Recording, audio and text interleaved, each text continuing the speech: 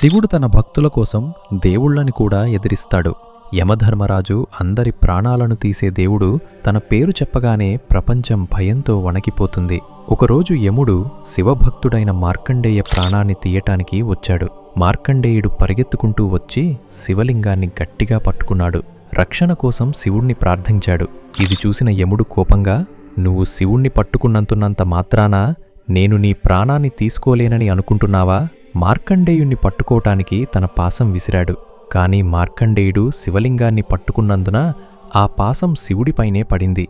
వెంటనే శివుడు ప్రళయం సృష్టిస్తూ శివలింగం నుండి వచ్చాడు. "నా భక్తుడు నా రక్షణలో ఉన్నప్పుడు అతని మీద పాశం వదలడానికి నీకు ఎంత ధైర్యం?" అని కోపంతో శివుడు యముణ్ణి తన కాలితో తన్నాడు. యముడు పడిపోయి ప్రాణాలు కోల్పోయాడు. కాని యముడు లేకుండా జీవన్మరణ చక్రం ఆగిపోయింది. దేవతలందరూ శివుణ్ణి ప్రార్థించారు. కనికరంతో శివుడు యముణ్ణి తిరిగి బ్రతికించాడు.